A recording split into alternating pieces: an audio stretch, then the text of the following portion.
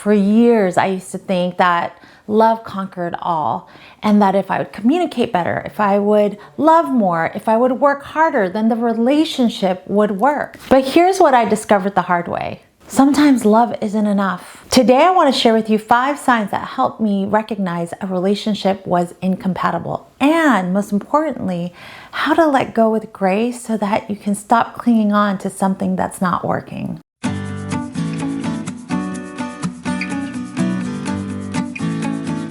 For more information on how to take charge of your love life, hit the subscribe button and the notification bell. The first sign is that your core values consistently clash.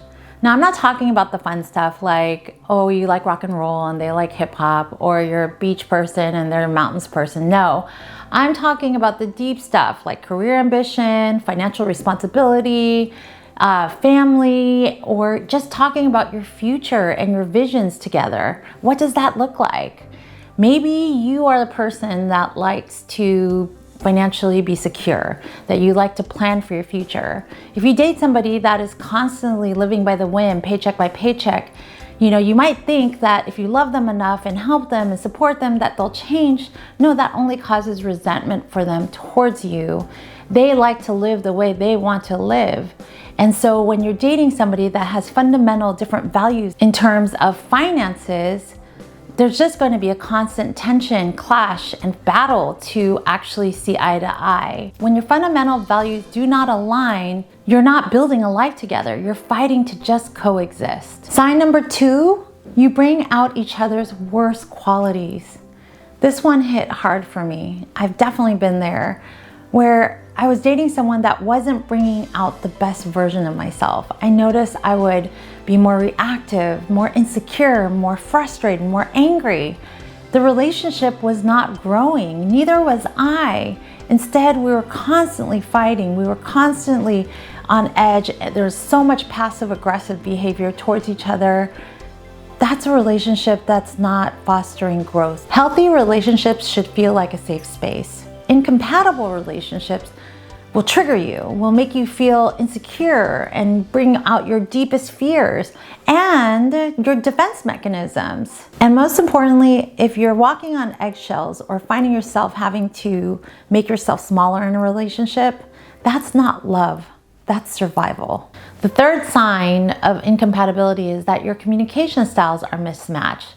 Some people like to process and talk about their feelings. They need to share so that they can be seen and heard. Some people completely avoid their emotions. They can't even recognize what they're feeling.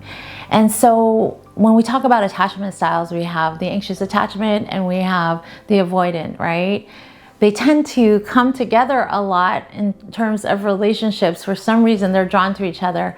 However, in terms of conflict and communication styles, they are definitely mismatched. And these types of relationship can cause a lot of emotional hurt because one person wants to talk and the other person avoids. So the problem never gets solved and things just get swept under the rug. And then eventually something boils over and it blows up. Sign number 4, you're constantly trying to change and fix each other. I understand this comes from a place of love and care. If you see someone struggling, you don't want to just be like, screw them. No, you're like, I can help them. I can fix this, or I can rescue them from this situation. The problem is nobody wants to be fixed or changed. It makes them feel like there's something wrong with them. And imagine being in those shoes where you feel like somebody's trying to fix and change you. It would put your defenses up, right? So if you ever feel that feeling where somebody's trying to fix, change, and rescue you, that's a red flag that there's some incompatibility, because the person that loves you should love you for who you are, authentically flawed, just the way you are, right? And they're not trying to renovate you or change you and upgrade you.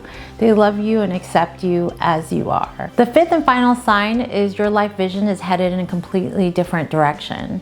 Meaning you want to have kids, you want to start a family. This person you're dating, they keep kicking the can. They don't really want to have kids. They say, I don't know, let me think about it. I'm still not sure. Or maybe you're an ambitious person in life and you want to work and you want to create a life that is inspiring to you. and you're dating somebody that just can't get their life straight, and they're constantly struggling, and they're not ambitious at all, and your frustration is there because you keep trying to help and support them, but they won't move forward in life. These are not small compromises. They are fundamental life paths that both people should be excited about or generally be on the same path. So if you're seeing glaring differences in there, that's a red flag that you are not compatible with each other. So how do you let go of that relationship that you care about but you know is not working for you?